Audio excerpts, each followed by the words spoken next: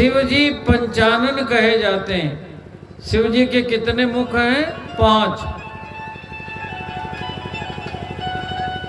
5 सिर कौन है? 5 नाम कौन है शिव जी के? एक एक सिर के अलग अलग नाम हैं, तो शिव जी के 5 नाम हो गए। ओम सद्यो जाताय नमो नमः एक नाम। दूसरा नाम ओम अघोराय नमो नमः दूसरा नाम। ओम वामदेवाय नमो नमः तीसरा नाम। ओम तत्पुरुषाय नमो नमः चौथा नाम। 5वां नाम ओम ईशानाय नमो नमः 5वां नाम। नमामि शमीशान निर्वाण रूपम विभुं व्यापकं ब्रह्म वेद स्वरूपम विभुं व्यापकं ब्रह्म वेद स्वरूपम नमामि शमीशान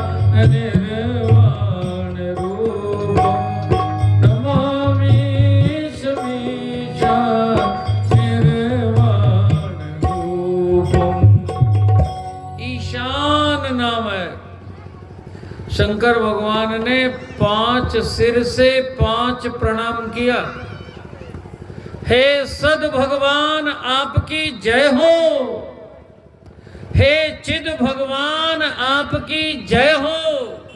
हे आनंद भगवान आपकी जय हो। हे जगपावन भगवान आपकी जय हो। हे मनोज नसावन भगवान आपकी जय हो। 5 प्रणाम शंकर भगवान ने किया। या भवानी को संदेह हो गया, शिव जी ने इनको क्यों प्रणाम किया? शिव जी ने इनको क्यों प्रणाम किया? ये तो राजा के पुत्र हैं, इनको सद कह रहे। ये सद नहीं हो सकते। भगवान में संदेह हो गया। जीवन से जब कथा चली जाती है तब जीवन में व्यथा हो जाती है। जीवन में व्यथा तब नहीं रहती जब जीवन में कथा आती है। जीवन में जब व्यथा आती है तब संशय आता है। संशय आता है तो बुद्धि उल्टी हो जाती। संशय सरप डसत जब जाही, दोहली रामायण में लिखा, संशय सरप डसत जब जाही विषय निम्ब कटु लगत न ताही। गांव में देहात में किसी को सांप काट ले तो लोग उसको नीम की पत्ती खिलाते हैं और पूछते हैं कैसी लग रही? नीम की पत्ती होती कड़वी, जिसको सांप काट ले उसको मीठी लगती। लोग मान लेते हैं इसको सांप ने काटा है, देखो कड़वी नीम की पत्ती को मीठी बता रहा। फिर उसको मिश्री खिलाते हैं। मिश्री खिला के लोग पूछते हैं सांप ने काटा है कि नहीं काटा है। इसके परीक्षण के लिए लोग ऐसा करते हैं। मिश्री खिला के पूछते हैं कैसी मिश्री लग रही है। अब जिसको सांप काट ले उसको मिश्री मीठी नहीं लगती, होती है मीठी लेकिन लगती नहीं मीठी। नीम की पत्ती होती कड़वी लेकिन लगती नहीं है कड़वी। लोग मान लेते हैं इसको सांप ने काट लिया, इसलिए इसको उल्टा समझ में आ रहा। ऐसे ही संसार में जिसको संशय रूपी सर्प काट लेता है उसको उल्टा लगता है। जैसे माइक वाले को लग रहा हमको ही बताया जा रहा है यहां से बोलिए वहां से बोलिए, अपने नहीं देख रहा है। किसी के मुख में गंदा लगा हो, शीशा साफ करे तो साफ होगा? बोलो। मुंह धो लेगा तो साफ होगा? कन्हैया जी को उल्टा बताया जा रहा है। तो लिखा संशय सर्प डसत जब जाही विषय निम्ब कटु लगत न ताही। विषय रूपी नींव उसे कड़वी नहीं लगती, जिसको संशय रूपी सर्प डस लेता है। भवानी को संशय हो गया। शिव जी सच्चिदानंद भगवान का करके प्रणाम कर रहे हैं। राम जी कौन है? सच्चिदानंद। कृष्ण जी कौन है? सच्चिदानंद। सच्चिदानंद रूपाय विश्वोत्पत्त्यादि हेतवे तापत्रय विनाशाय श्री कृष्णाय वयं नमः। और राम जी कौन है? राम सच्चिदानंद दिनेशा, राम सच्चिदानंद, राम सच्चिदानंद दिनेशा, राम सच्चिदानंद दिनेशा, नहीं तो मोह निशा लवलेशा, नहीं तो मोह निशा लवलेशा, राम सच्चिदानंद। राम जी सच्चिदानंद है, कृष्ण जी सच्चिदानंद है, शिव जी सच्चिदानंद का करके प्रणाम कर रहे हैं। जय सच्चिदानंद जग पावन भवानी कर रहे हैं। देखो, सोने के मृग के पीछे दौड़े, झूठे मृग के पीछे दौड़े, सत कैसे हो सकते हैं? सत उसे कहते हैं जो तीनों कालों में हो, त्रिकाला बाध्यत्वम सत्यत्वम। और नकली मृग के पीछे सोने का मृग होता है क्या? बोलो, असंभवम हेम मृगस्य जन्म। असंभव है सोने मृग का होना। और ये सोने के मृग के पीछे दौड़े, ये सत हो ही नहीं सकते, चिद नहीं हो सकते, चेतन नहीं हो सकते। ये तो वृक्षों से पूछ रहे हैं, तुमने हमारी सीता जी को देखा है? चिद नहीं हो सकते। देखो, संशय होता है तो ऐसे ही होता। शिव जी को कुछ समझ में आ रहा, भवानी को कुछ समझ में आ रहा। चेतन नहीं हो सकते, आनंद घन नहीं हो सकते, रो रहे हैं। जो आनंद विभोर होगा वो रोएगा कैसे? ये तो सीता जी के वियोग में रो रहे हैं। ये जग पावन नहीं हो सकते, मृग मार के आ रहे हैं। मनोज नसावन नहीं हो सकते, कामी की तरह ये भी खोजत बिलपत स्वामी, मनो महाविरही अति कामी, अति कामी। ये मनोज नसावन नहीं हो सकते। शिव जी ने 5 प्रणाम किया, भवानी ने 5 संशय कर लिया। शिव जी ने समझाया, भवानी संशय नहीं करो। सुनो, जिसकी कथा कुंभज ऋषि ने गाई है, ये वही मेरे प्रभु हैं, कृपा करके दर्शन दे रहे हैं। जासो कथा कुंभज ऋषि गाई, जासो कथा कुंभज ऋषि गाई, भगत जासु में मोने सुनाई, भगत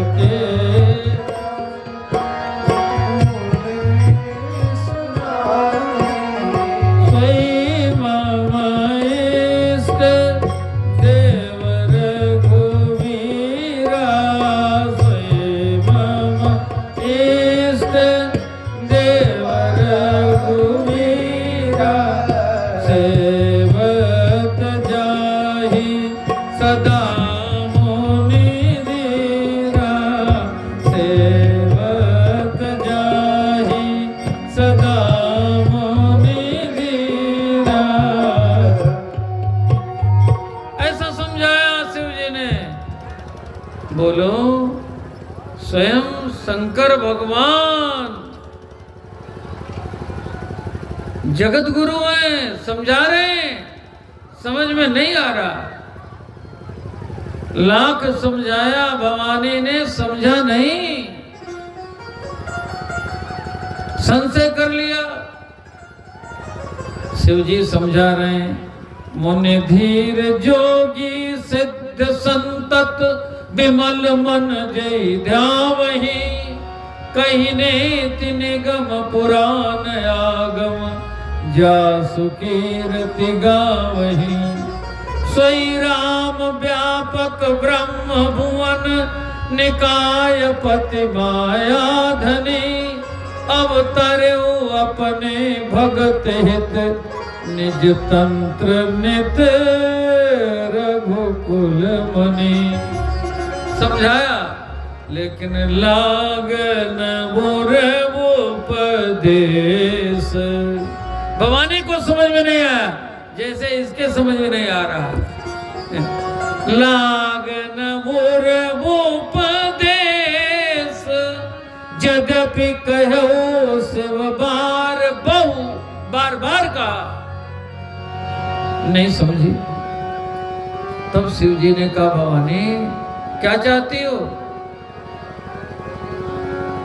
तुम्हें भरोसा कैसे आएगा? मेरे समझाने से बात नहीं समझ में आ रही है तो क्या करोगी? भवानी तैयार हो गई परीक्षा लेने के लिए। भगवान के कृपा की हमें प्रतीक्षा करनी चाहिए, लेकिन हम अज्ञानी भवानी की तरह परीक्षा लेने चल देते। और परीक्षा जो भगवान की लेता है उसका हाल वही होता है जो भवानी का हुआ। गर्मी का दिन था, एक व्यक्ति भगवान के ही दोष देख रहा था, भगवान का दोष गिन रहा था। कई दोष गिने, भूल जाता था, उसने फिर डायरी बनाई, चलो आज से नए ढंग से भगवान का दोष गिनते हैं। उसने पहला दोष लिखा, गर्मी के दिन में तरबूज होता है ना, 5-5 10-10 किलो का तरबूज होता है। उसने देखा तरबूज का पौधा, समझने के लिए उदाहरण बता रहा हूं। तरबूज का पौधा देखा तो कहा, देखो ये तो लता वाला पौधा है, लताएं फैल रही हैं पृथ्वी पर, और उसमें इतना इतना बड़ा फल लगाया। जब फल बड़ा लगाना था भगवान को तो पेड़ तो बड़ा बनाते। लिख लिया, गलती भगवान की एक। इसके बाद आगे बढ़ा, आम के पेड़ में बड़े सुंदर सुंदर फल लगे थे, छाया बहुत अच्छी थी, सघन थी, शीतल मंद सुगंध समीर चल रही थी, छाया के नीचे बैठ गया और देखा आम में फल लगे हैं। तो उसने कहा, देखो आम का पेड़ तो इतना बड़ा और उसमें फल छोटा छोटा लगा दिया। ये बड़ा वाला फल इसमें लगाना था, छोटा वाला फल उसमें लगाना था। ये दोनों गलती भगवान की लिख करके वो विश्राम करने लगा। नींद आ गई, नींद आ गई, लेट गया। इतने में एक चिड़िया ने ऊपर से एक आम का फल काट दिया। अब ऊपर से जब आम का फल गिरा नीचे, तो अब संजोग कहिए, भगवान की लीला कहिए, ऊपर से फल गिरा और इसकी नाक पे गिरा। आम के पेड़ से फल टपके किसी के नाक पर, तो बोलो कितनी जोर की चोट लगेगी, लगेगी ना। नाक से खून निकलने लगा। इसने सोचा किसी ने मार दिया हमको, लेकिन वहां तो कोई नहीं था। ऊपर चिड़िया चहचहा रही थी और आम का फल गिरा हुआ मिला उसको। तब उसके समझ में आया कि भगवान ने बड़ा अच्छा किया, छोटे पौधे में बड़ा फल लगाया, बड़े पेड़ में छोटा फल लगाया। अभी आम गिरा है नाक पे तो ये हाल हुआ है, कहीं तरबूज गिरा होता तो बेड़ा पार हो जाता। बोलो, ये बाद में समझ में आती है बात। भवानी के भी बाद में समझ में आई बात, अभी नहीं आई। लागन उर उपदेश, यद्यपि कहो शिव बार बहु। बहुत बार कहा लेकिन नहीं समझ में आई बात, तो परीक्षा लेने चली। सोचा ये सीता जी को ढूंढ रहे हैं, मैं सीता बन जाऊं तो राम जी कहेंगे लो सीता जी तो हमको मिल गई। इन्होंने सीता जी का रूप बना लिया, राम जी ने तो पहचान लिया। सीता बनी, बैठी भवानी को प्रणाम किया, हे भवानी, हे जगजननी देवी, मैं आपको प्रणाम करता हूं। मुझे आप भगवान नहीं मानती, दशरथ का बेटा मानती हो, दशरथ पुत्र मानती हो, ठीक है मैं आपको प्रणाम करता हूं, लेकिन ये तो बताओ कि भोलेनाथ कहाँ हैं? ये तो सीता बनी बैठी है। और शिव जी पूछ रहे हैं शिव जी कहाँ हैं? सीता जी ने हमको मृग के पीछे भेज दिया, अकेली हो गई तो उनका हरण हो गया। आपने शिव जी को कहां छोड़ दिया? आप अकेली कहां घूम रहे हो? जोरी पानी प्रभु कीन प्रणाम, पिता समेत लीन निज नाम। कहे वो बहोरी कहाँ वृष के तू, विपिन अकेले फिरहु के हेतु। जंगल में अकेली कहाँ घूम रही हो? बताओ तो सही। अब सोच रही मैं तो सीता बनी हूं, मुझे प्रणाम कर रहे हैं, शिव जी को पूछ रहे हैं। शिव जी ने ठीक कहा था, मुझसे भूल हो गई। भगवान ने अपना प्रभाव भी दिखाया। मैं आपको बता दूं, भवानी ने इसी भूल के कारण, इसी अपराध के कारण, सिय वेश सती जो कीन तेहि अपराध शंकर परिहरी। शिव जी ने इसीलिए भवानी का त्याग किया है। ये बात समझ लो, इतनी महत्वपूर्ण बात है।